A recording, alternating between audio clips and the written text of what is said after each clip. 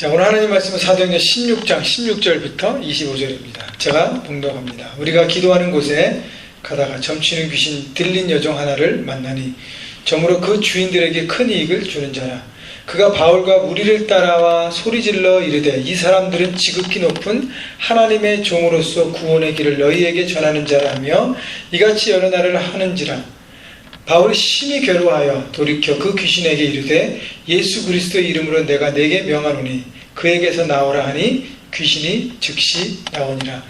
여종의 주인들은 자기 수익의 소망이 끊어진 것을 보고 바울과 실라를 붙잡아 장터로 관리들에게 끌어갔다가 상관들 앞에 데리고 가서 말하되 이 사람들이 유대인인데 우리의 성을 심히 요란하게 하여 로마 사람인 우리가 받지도 못하고 행하지도 못할 풍속을 전한다 하거늘 우리가 일제히 일어나 고발하니 상관들이 옷을 찢어 벗기고 매로 치라 하여 많이 친 후에 옥에 가두고 간수에게 명하여 든든히 지키라 하니 그가 이러한 명령을 받아 그들을 깊은 옥에 가두고 그 발을 착고에 든든히 채웠더니 한밤중에 바울과 실라가 기도하고 하나님을 찬송하며 죄수들이 듣더라.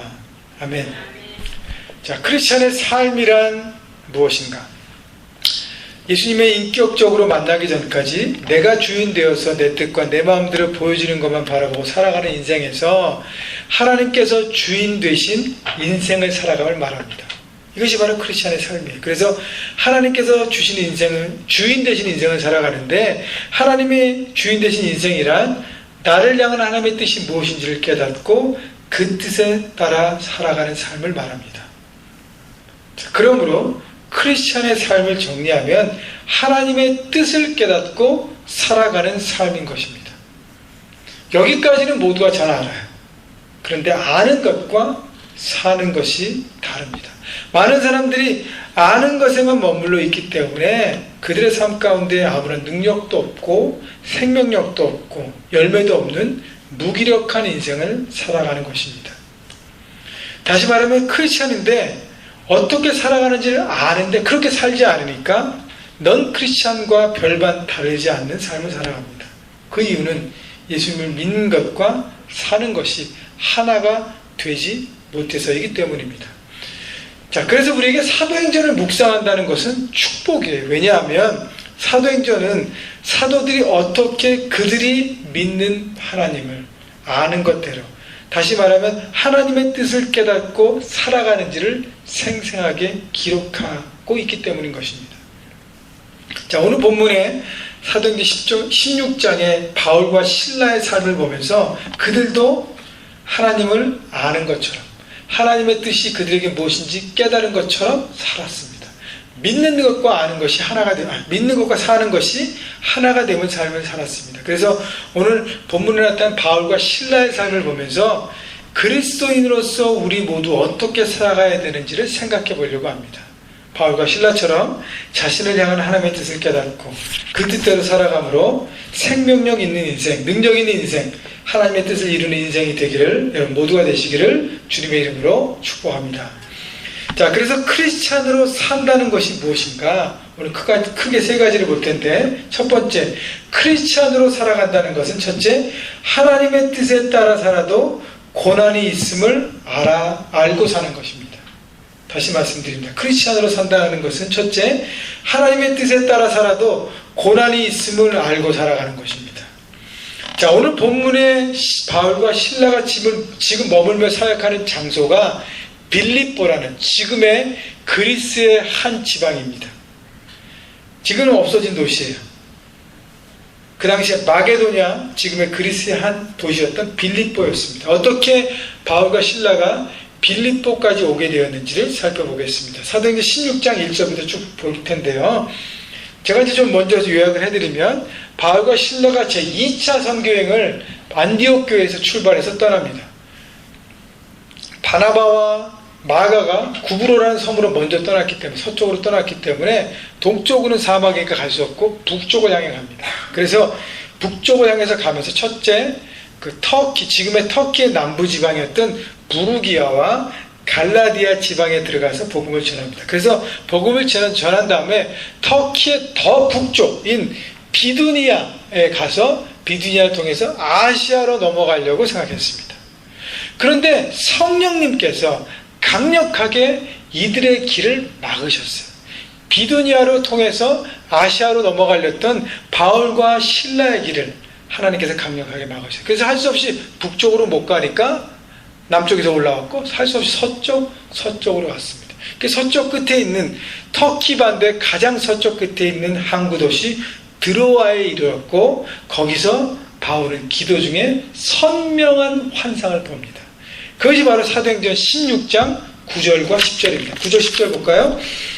밤에 환상이 바울에게 보이니 마게도냐 사람 하나가 서서 그에게 청하여 이르되 마게도냐로 건너와서 우리를 도우라 하거늘 바울이 그 환상을 보았을 때 우리가 곧 마게도냐로 떠나기를 힘쓰니 이는 하나님이 저 사람들에게 복음을 전하라고 우리를 부르신 줄로 인정함이러라. 자, 기도 중에 마게도냐 사람 한 사람이 나타나서 건너와서 우리를 좀 도와주세요라고 명확하게 요청합니다. 그래서 그것이 바로 성령 하나님의 음성임을 그는 깨달았습니다. 여러분, 바울과 실라는 아시아 북쪽을 거쳐서 동쪽인 아시아로 가려고 원했는데 하나님은 어떻게 해요? 전혀 그들의 계획에 관계없었던 서쪽 유럽 땅으로 인도하십니다. 다시 말하면 하나님의 뜻과 나의 뜻이 충돌합니다. 여러분, 그럴 때는 어떻게 해야 되겠습니까? 우리 같으면 내 것을 포기하지 못해서 하나님, 제가 아시아로 가려고 다 준비하고 리서치하고 했는데 지금 서쪽 유럽으로 간다는 것은 도저히 있을 수 없습니다. 저희는 상상 계획도 안 한 것입니다. 하나님 맞습니까? 또 묻고 확인하고 계속 민그적거리면서 버틸 때까지 버티면서 하나님의 뜻이 아니기를 바라는 마음으로 그렇게 하지 않습니까? 근데 바울은 그렇지 않았어요. 즉각 순종했습니다. 우리 금방 읽었던 10절 마지막에 보면 이는 하나님이 저 사람들에게 복음을 전하라고 우리를 부르신 줄로 인정함이러라 라고 표현했습니다. 바울이 인정했다는 거예요. 무엇이요? 이것이 하나님의 뜻임을 받아들였다는 거예요. 무엇이요? 서쪽 유럽 대륙으로 넘어가는 것이 하나님의 뜻이구나. 여러분, 하나님의 말씀이 내 마음속에 분명히 깨달아질 때, 말씀을 듣고 깨달을 때 어떻게 해야 된다고요? 받아져야 한다. 받아들여야 한다는 것이에요. 내 고집과 내 좁은 생각 속에 하나님을 설득하려고 하거나 타협하려고 하면 결국 누구만 어려워져요?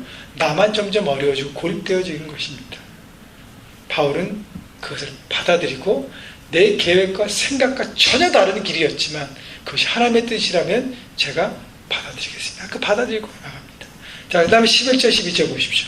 우리가 드로아에서 배로 떠나 사모드라게로 직행하여 이튿날 네아폴리에 가고 거기서 빌립보에 이르니 이는 마게도냐 지방의 첫 성이요 또 로마의 식민지라 이 성에서 수일을 유하다가.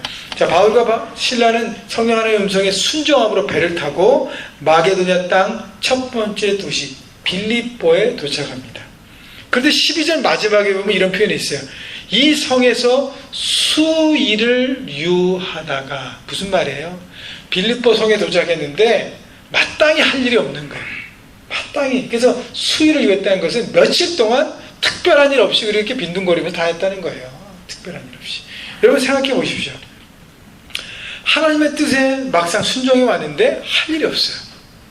오늘도 할 일이 없고 내일도 돌아와야 했는데 뭐 뾰족한 뭐가 없어요. 하나님 분명히 인도하셨는데 아무 일도 안 일어나네. 하루가 가고 이틀이 가고 사흘이 가고 며칠이 지났는데도 아무 일도 없었어요. 여러분, 바울과 실라는요 이런 현실에 당황했을 것이라고 생각합니다.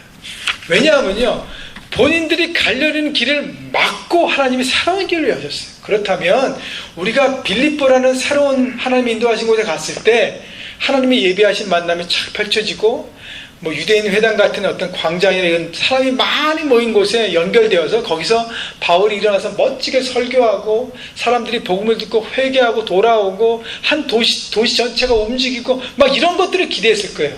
근데 막상 가보니까 뭐예요? 아무 일도 할 게 없어요. 여러분, 이런 갈등 얼마나 답답하고 괴로웠고 상상이 됐을까. 그런 상황 가운데 13절 보십시오. 안식일에 우리가 기도할 곳이 있을까 하여 문 밖 강가에 나가 거기 앉아서 모인 여자들에게 말하는데, 자, 그러는 가운데 안식일이 되었어요.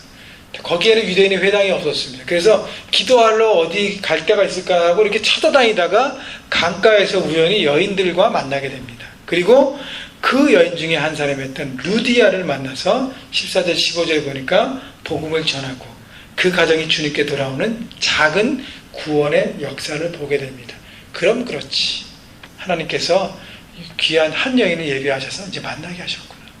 근데 그 여인을 통해서 복음의 씨앗이 빌립보에 심어지기 시작합니다. 그리고 나서 16절 보십시오.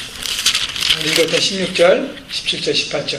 우리가 기도하는 곳에 가다가 점치는 귀신 들린 여종 하나를 만나니 점으로 그 주인들에게 큰 유익을 주는 자라. 18절. 이같이 여러 날 하는지라 바울이 심히 괴로워하여 돌이켜 그 귀신에게 이르되 예수 그리스도의 이름으로 내가 명하노니 그에게서 나오라 하니 귀신이 즉시 나오니라.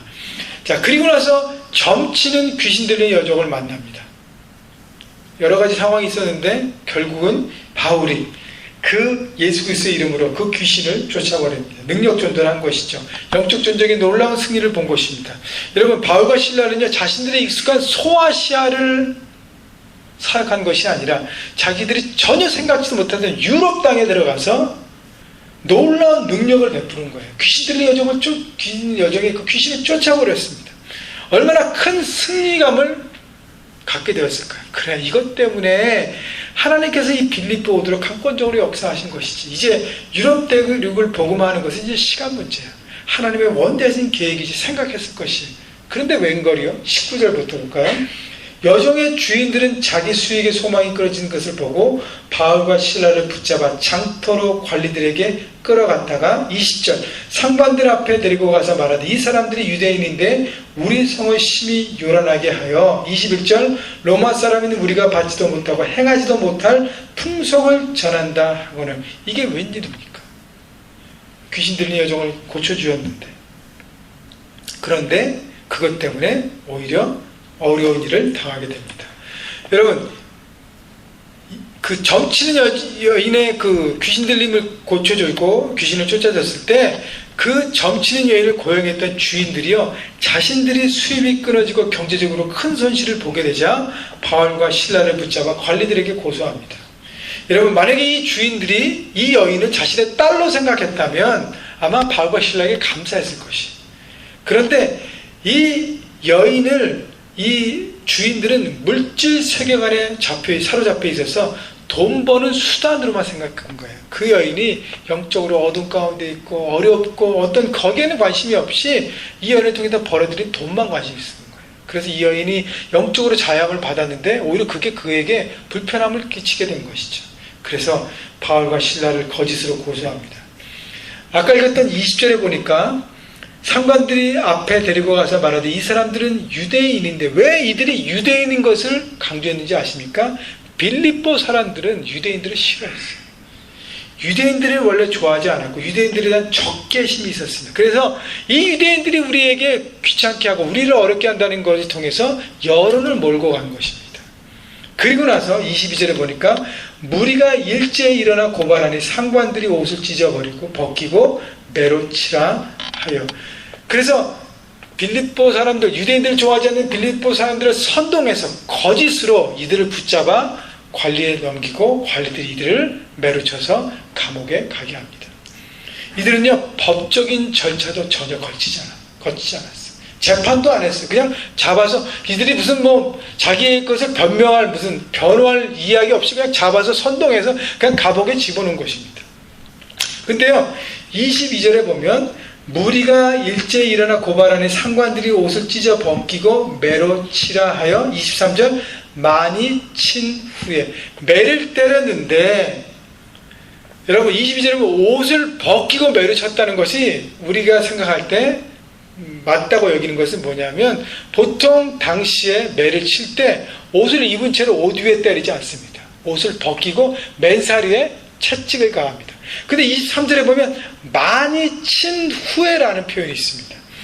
당시에요, 유대인의 법에는 매를 칠 때 40대 이상을 치지 못하게 되어 있어요. 왜냐하면 40대를 때리면 사람이 죽을 수도 있기 때문에, 또 그리고 카운트하다가 실수할 수 있다고 생각해서 40대 하나 적은 39대를 때리게 돼 있습니다. 맥시멈이 39대예요. 그런데 이 사도행전을 기록한 누가 입장에서 많이 쳤다는 것은 이 40대를 넘게 때렸다는 거예요. 여러분, 유대인의 적대감을 이렇게 표출하면서 감정적으로 매를 때리면서 40대 이상 그들을 맞았습니다. 그리고 23절에 보니까 옥에 가두고 간수에게 명하여 든든히 지키라 하라 그랬습니다. 여러분, 바울과 실라 입장에서 한번 생각해 보시죠. 그들은 어디로 가고 싶어 했어요? 아시아로 가고 싶어 했어요. 복음 전도를 위해서 자기들의 어떤 원하는 비전, 무슨 비즈니스 출입이 아니에요. 뭐 개인적인 여행도 아닙니다. 미션 출입으로 복음 전도를 위해서 아시아로 가고 싶어 했는데 주님께서 강권적으로 마게도냐 환상을 통해서 유럽으로 이끄셨어요.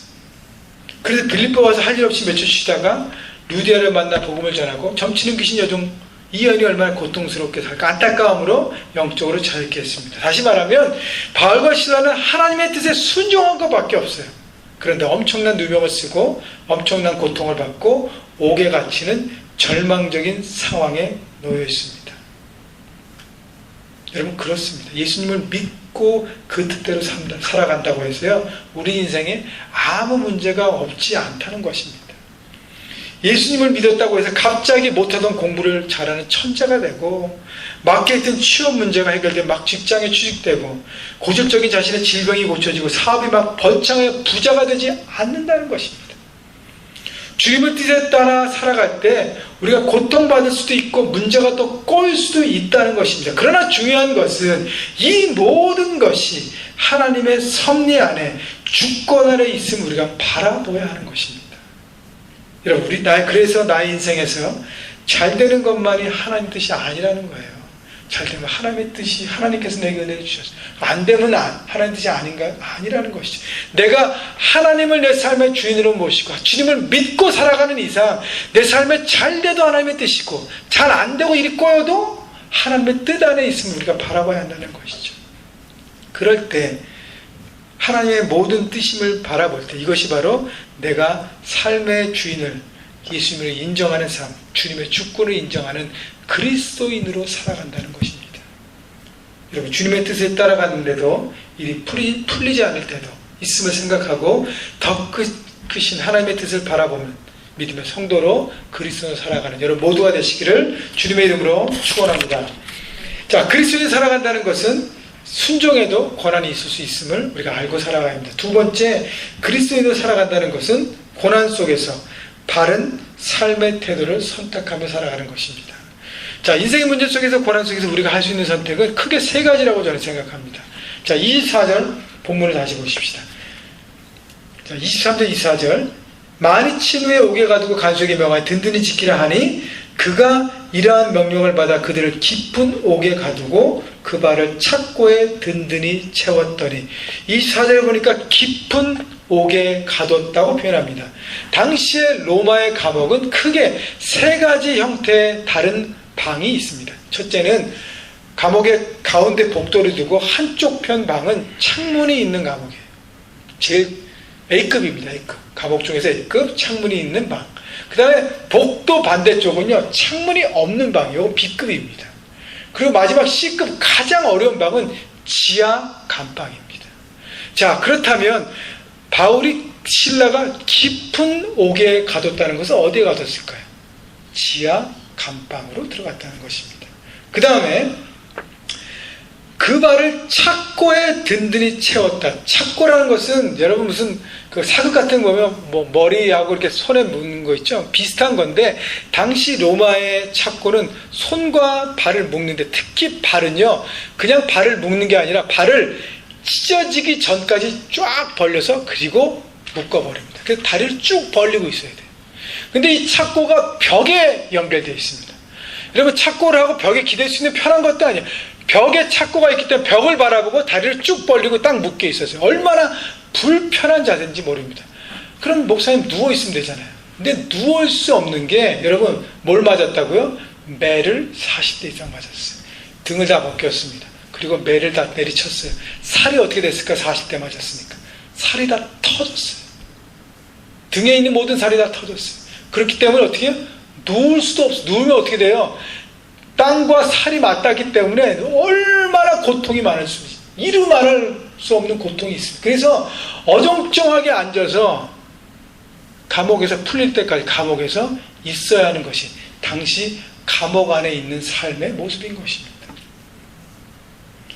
여러분, 그런데 25절 한밤중에라는 표현이 있습니다. 그날 그렇게 억울한 누명을 쓰고 매를 맞고 자기 살이 다 터지는 고통을 받고 감옥에서 손과 발이 착고에 모여서 정말 불편한 자세, 고통스러운 자세로 있는 그 시간이 이제 한밤중이 되었어요. 하루 중 가장 적막한 시간, 어두운 컴컴한 지하 감방, 묶인 손과 발, 살이 다 터져버린 쓰라린 기댈 수도 누울 수도 없는 불편한 자세로 과연 바울과 실라는 무슨 생각을 했을까요? 여러분 같으면 어떻게 하시겠습니까? 그 한밤중에 이제 모든 게 끝나고 정말 고통과 고통이 크게 다르는 그 밤중에 세 가지로 저는 생각해요. 첫째는 우리가 할 수 있는 선택은 원망하고 불평하는 것입니다. 하나님, 내가 아시아로 간다 그랬잖아요. 아니, 비든 내려가는데 왜 막으셨어요, 하나님? 아니, 우리 뜻대로 가도록 놔주셨으면 이런 일이 없었지 않습니까? 이런 고통과 아픔. 아니, 우리 계획과 뜻을 다 적고 하나님의 뜻을 순종했는데 겨우 돌아오는 것이 이렇게 모욕과 고통입니까? 난 이런 하나님이라고 난 믿지 않습니다. 하나님, 저희가 고통받을 때 도대체 뭘 하고 계십니까? 이런 것으로 인도하셨다면 책임을 지셔야지. 막 따지고 원망하고 불평한 것입니다. 또 하나의 선택은 뭐가 있냐면, 하나님, 너무너무 고통스러워서 견딜 수가 없습니다. 주님, 이곳에서 제발 나올 수 있도록 도와주십시오. 25절 한밤중에 바울과 실라가 기도하고 하나님을 찬송하며 죄수들이 듣더라고 성경이 기록합니다. 바울과 실라가 이 상황 속에서 한밤중에 찬송하고 기도했습니다. 바울과 실라는 어떤 기도를 했을까요? 하나님, 지금 고통 너무너무 견디기 어렵습니다. 등은 다 터졌고요, 다리는 찢어지기 일보진이고 손과 발이 묶여있고 어찌할 바를 모르겠습니다. 하루속히 이곳에 나갈 수 있도록 역사해 주옵소서. 우리의 고통을 덜어가 주시옵소서. 이렇게는 더 이상 선교 여행을 지속할 수 없습니다. 지금 내가 당한 문제가 속히 해결되도록 기도했을까요? 바울과 실라의 선택은 이 둘도 아닌 마지막 세 번째 선택을 했습니다. 세 번째 선택이란 뭐냐면, 기도했는데 기도의 내용에 주님, 지금의 상황 저는 다 이해할 수 없지만, 깨달을 수 없지만 하나님의 역사하신 뜻 안에 있음을 저는 믿습니다. 주님, 이 고난을 통해서 하나님의 뜻이 이루어지도록 역사해 주옵소서. 하나님, 제게 조금만 감당하고 믿고 나갈 수 있는 능력을 주십시오. 바울과 실라가 만약에 두 번째 선택, 하나님 이 문제만 해결해 주세요, 빨리 여기서 풀어나게 주세요 했다면 26절, 27절, 28절에 큰 지진이 나서 옥문이 열리고 창고가 풀렸을 때 바울과 실라는 속히 그곳을 빠져나갔을 것이. 그러나 바울과 실라는 그렇게 하지 않았어요. 여전히 감옥 안에서 하나님의 뜻이 어떻게 이루어지는지 기다리고 있었습니다. 그러므로 크리스찬 우리에게 가장 중요한 것은 나를 향한 하나님의 뜻이 무엇인가를 알아가는 것입니다. 가정이라면 우리 가정을 향한 하나님의 뜻. 지금 이런 어려운 상황에 처했는데, 그렇다면 이런 어려운 상황에 처하게 하신 하나님의 뜻은 무엇인가? 학업도 마찬가지고요, 직장과 비즈니스도 마찬가지입니다. 비즈니스 가운데 어려운 문제에 봉착했을 때 하나님, 이 과정을 하나님은 왜 주셨습니까? 무엇이, 하나님 이것을 무엇을 이루려고 하십니까? 라고 바라보고 간구하는 것입니다. 여러분 가운데 지금 어떤 종류인지 모르지만 한밤중에 시간을 보내는 분들이 반드시 계실 것입니다. 경제적인 문제로 한밤중을 겪는 분, 건강의 문제로, 어떤 의학적인 문제로, 신분적인 문제로, 관계적인 문제로 한밤중을 보내고 있는 분들이 계실 것입니다. 여러분, 그때 어떤 선택을 하고 계실 것입니까? 여러분, 어떤 선택을 할 거예요? 여러분을 향한 하나님의 뜻을 어렵지만 바라보십시오. 그 문제를 통해서 이루실 하나님의 뜻을 바라보십시오. 하나님, 제가 지금 마음 잘 깨닫지 못하지만, 아직은 모르지만, 어렵지만 하나님, 이 모든 과정을 통해서 하나님의 뜻이 이루어질 것을 저는 믿습니다. 바라보십시오. 모든 것이 합력하여 주님의 뜻이 이루어질 것을 바라보고 그 뜻이 이루어지도록 찬송하며 기도하는 성숙한 그리스도인으로 살아가셔서 여러분 삶 가운데 하나님의 뜻이 이루어지는 그 모든 것들을 경험하고 체험하는 여러분 모두가 되시기를 주님의 이름으로 축복합니다. 자, 그리스도인이 산다는 것 마지막 세 번째는요, 다른 사람의 삶에 영향력을 주는 인생이 되어야 합니다. 다시 말씀드립니다. 그리스도인으로 산다는 것 마지막은 다른 사람의 삶에 영향을 주는 인생이 되어야 한다는 것입니다. 25절, 한밤중에 바울과 실라가 기도하고 하나님을 찬송하며 죄수들이 듣더라. 누가 들었다고요? 죄수들이 들었습니다. 한밤중에 열악한 자신의 상황에서 하나님의 뜻이 무엇인지 구하고 그 뜻이 이루어지기를 찬양하며 기도한 것을 다른 죄수들이 들었습니다. 여러분, 바울과 실라는요, 조용히 묵상 기도한 것이 아닙니다. 우리가 때로는 삶의 현장에서 유래 육신적인 어떤 육적인 문제, 어떤 보여지는 문제에 진두를 일 때는요, 조용히 기도해서는요, 그 문제를 생각을 뛰어넘을 수가 없어요. 그때는 어떻게 돼요? 큰 소리로 기도해야 돼요. 내 육을 뛰어넘어야 합니다. 내 육신의 벽을 깨야 합니다. 그때는 큰 소리로 기도하고 찬양해야 돼요. 바울과 실라도 너무 육신이 어렵고 고통스럽고 아픔과 막 여러 가지 눌려 있으니까 그것을 뛰어넘기 위해 큰 소리로 하나님의 뜻을 구하는 기도를 했다는 것입니다. 여러분, 그 시간은 한밤중에 감옥 안에 대부분의 사람들은요, 절망 속에서 아무런 소망 없는 밤을 보내고 있을 것입니다. 그런데 자신들보다 더 어려운 지하 감방에서 들려오는 찬송 소리와 기도 소리에 그들은 귀 기울였습니다. 25절 마지막에 죄수들이 듣더라 할 때, 듣더라는 단어는요, 헬라 원문에 보면 그냥 우연히 듣는 게 아니라요, 계속해서 골똘히 듣고 있었다는 표현입니다. 다시 말하면요, 감옥에 있던 다른 죄수들은요, 바울과 실라가 그 밤에 찬양하고 기도하는 소리를요, 계속해서 어떻게 기도하고 뭘 기도하는지를 어떻게 해요? 집중해서 듣고 있었다는 거예요. 그러면서 뭘 느꼈을까요? 자신들은 나는 억울하고 절망적인 상황 속에서 우리에게 집중해서 억울하다, 도저히 못 살겠다, 죽고 싶다, 되는 일이 없다라고 하는데 저들은 삶의 태도가 틀리구나. 저들은 저들이 믿고 있는 신, 그들의 하나님께 집중하고 있구나. 저들의 삶에는 무언가가 있구나. 무언가 다르구나를 그들은 느끼고 있었다는 것입니다. 그리고 나서 26절 보십시오. 이에 갑자기 큰 지진이 나서 옥토가 움직이고 문이 곧 다 열리며 모든 사람의 메인 것이 다 벗어진지라. 찬송과 기도 중에 갑자기 큰 지진이 일어납니다. 그래서 땅이 흔들리고 감옥문이 열리고 모든 죄수들이 창고에 다 풀렸어요. 여기서 지진이라는 우리가 생각하는 자연적인 큰 지진이 아니에요. 자연적인 지진이라면 땅이 갈라지고 막 이렇게 해야 되는데 그거는 아니니까요. 땅은 그대로 있습니다. 그래서 26절에 있는 모든 동사들 있죠.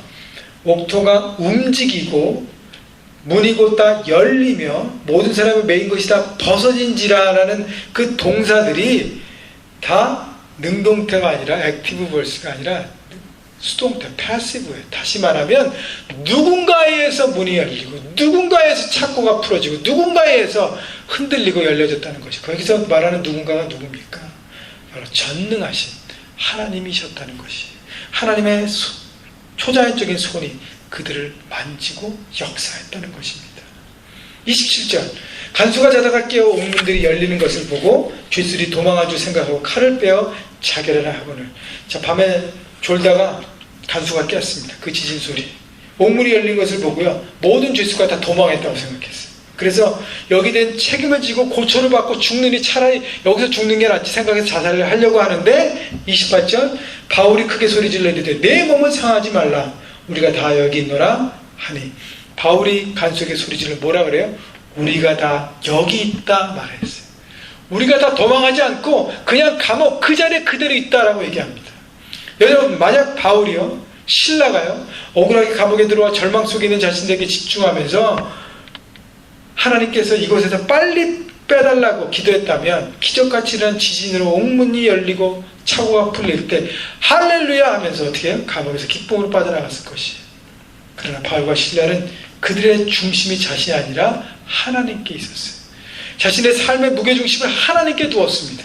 그래서 하나님께서 주관하신 삶에 나는 순종하며 살 뿐이다 고백했어요. 그래서 하나님께서 유럽 땅 빌립보로 인도하시고, 비록 지금 지하 감옥이지만 이 자리가 하나님의 뜻이 이루어지는 소명의 자리임을 깨닫고 그 자리를 믿음으로 지켜 나간 것입니다. 여러분, 그때요, 다른 죄수들도 자신들의 몸이 풀어졌는데도 불구하고 한 사람도 도망하지 않았어요. 그들도 그 자리를 지켰습니다. 누구 때문에요? 바울과 실라가 자기들의 자리를 지키고 있으니까 나머지 죄수들도 그것을 보고 자기 자리를 지켰어요. 왜요? 바울과 실라를 통해서 역사하신 초자연적인 하나님의 임재를 그들이 느끼기 시작했어요. 이것이 바로 하나님의 뜻대로 살아가는 영향력 있는 바로 크리스천의 모습이에요. 내가 속한 삶의 현장에서 내가 어떻게 기준이 되는 삶을 사는 것입니다. 그래서 제가 몇 번 말씀드렸지만 우리는요, 삶의 현장에서 온도계와 같은 삶을 사는 게 안 돼요. 온도계는 뭐죠? 영어로 thermometer. 날씨가 더우면 온도계는 변합니다. 40도, 50도 막 올라가. 날씨가 추우면 환경에 따라 온도가 내려 60도, 50도 내려갑니다. 세상이 변하면 우리도 변하는 건 온도계 같은 삶이에요. 우리가 세상의 삶의 현장에서 우리가 해야 될 것은 온도 조절기에 같은 삶이에요. thermostat 같은 삶입니다. 내가 82도로 딱 세트하면 환경은요, 나에 따라서 변하게 되어 있어요. 날씨가 더우면 에어컨이 돌아가게 되어 있고, 날씨가 추우면 히터가 돌아가게 되어 있어서 그것에 맞춰가는 삶이에요. 내가 하나님의 기준으로 내 삶에 말씀이라는 기준으로 정했을 때, 그렇게 살아갈 때 그 삶을 보고 내 주변 사람들이 저렇게 사는 것이 정말 바른 삶과 행복한 삶인 것이구나 바라보고 따라오게 되어 있다는 것입니다. 여러분, 그러고 나서 29절 30절 보십시오. 간수가 등불을 달라고 하며 뛰어들어가 무서워 떨며 바울과 실라 앞에 엎드리고 그들을 데려가 나아가 이르되 선생들이여 내가 어떻게 해야 구원을 받으리까 하거늘. 사도 바울 실라는 감옥이라는 삶의 현장에 어려운 부분에 있었지만 믿음으로 살아갔습니다. 하나님의 뜻을 바라봤습니다. 이제는 간수하고 다른 처지가 됐어요. 간수가 무릎 꿇고 그에게 어떻게 해야 구원을 받을 수 있습니까? 하나님의 초자연적인 역사를 보고 그들 앞에 무릎을 꿇었습니다. 그때 31절 우리가 잘 아는 너무나 유명한 말씀 바울이 선포합니다. 이르되 주 예수를 믿으라 그리하면 너와 내 집이 구원을 받으리라 하고, 주 예수를 믿으라 그리하면 너와 내 집이 구원을 받으리라. 놀라운 구원의 초청의 메시지가 선포됩니다. 여러분, 어떤 사람들은요, 바울이 이 놀라운 메시지 주 예수를 믿으라 그리하면 너와 내 집이 구원을 얻으리라 한마디로 선포했다는 이 말씀 때문에 간수가 주님 앞에 돌아오고 간수의 집안 모든 사람이 주님 앞에 돌아왔다고 생각하는데 그건 오산이에요. 간수는요, 억울한 누명을 뒤집어 쓰고 감옥에 들어온 바울과 실라가 한밤중에 찬송하고 기도한 소리를 들었어요. 잠시 졸긴 했지만 들었어요. 그들의 삶의 다른 태도를 그 간수는 보았습니다. 자, 그리고 나서 감옥이 열렸음에도 불구하고 탈옥하지 않고 자신의 자리를 지키는 바울의 정직한 모습도 간수는 보았습니다. 그 다음에요, 자기가 다 도망갈 줄 알고 자살하려고 했을 때 누가 불렀어요? 바울이 간수에게 우리가 다 여기 있어. 스탑! 우리가 다 여기 있어. 여러분, 바울의 입장에서 간수는 누구예요? 누구의 부하입니까? 자기를 억울하게 집어넣기를 허락한 관리의 하수인입니다. 그렇다면 저들 때문에 내가 억울한 누명을 쓰고 이 감옥에 왔는데 저 사람이 죽던 말든 나와 무슨 상관이 있어요? 그러나 바울은 한 생명에 대해서 관심이 있고 케어하고 소중하게 여겼다는 거예요. 내가 원수 같은 나인데도 불구하고 내 생명을 지켜주려고 했던 그 마음. 간수는요, 그 마음이 처음부터 바울과 실라의 삶을 보면서 조금씩 열려진 거예요. 그리고 마지막에 주 예수를 믿으라 그건 너와 내 집이 구원 얻으리라는 말씀이 어떻게 확 바로 그분이 내 삶의 주인 되셔야 되는구나 믿음으로 받아들이고 하나님의 자녀가 되었습니다. 그래서 그런 모든 영향을 받고 하나님 앞에 나오게 되는 과정을 겪고 그 모든 것이 쌓인 다음에 결국은 주님 앞에 오는 하나님의 자녀가 된 것입니다. 여러분, 그렇기 때문에 그리스도인으로 우리의 삶의 중심이 하나님께 있어야 돼요. 그래 우리가 있는 삶의 자리가 바로 하나님의 뜻을 이루는 소명의 자리임을 깨닫고 그것을 의지적으로 그 자리를 지켜갈 수 있습니다. 그때 우리의 삶을 통해 나의 주변 사람들이 영향을 받게 되고 하나님을 향한 마음이 열리게 되고 구원의 자리로 나오게 되는 것입니다. 여러분, 사도 바울과 실라가 감옥의 자리를 끝까지 지키지 않았다면 간수는 주님 앞으로 돌아오지 않았고 간수의 집안도 돌이지 않고 로마에 있는 그 빌립보의 감옥은 감옥의 부흥의 역사가 일어날 수 전혀 없었어요. 빌립보라는 놀라운 도시가 변화되기 시작한 불씨들이 바로 바울과 실라가 로마 감옥에서 빌립보 감옥에서 지하 감방에서 어렵고 힘들지만 하나님의 뜻이 이것을 통해서 이루어짐을 바라보고 끝까지 자기의 자리를 지켰을 때 그때 하나님의 역사가 이루어지기 시작한 것입니다. 여러분, 그렇다면 내가 속해 있는 내 삶의 현장에 하나님 나를 보내셨는데 과연 나는 그 자리를 어떻게 지키고 있는가 돌아보십시오. 나는 가정에서 나는 그 자리를 지키고 있는가? 캠퍼스에서 나는 학생으로서 자리를 지키고 있는가? 나는 일터에서 직장인으로서 비즈니스맨, 오너로서 매니저로서 그 자리를 지키고 있는가? 또 그것뿐 아니라 바울과 실라처럼 빌립보 지하 감옥 어떤 어려운 상황에 처했을 때 그 자리를 끝까지 지키고 그 지킴을 통해서 역사하신 하나님의 뜻을 바라보고 인내하고 믿음으로 서 있는가?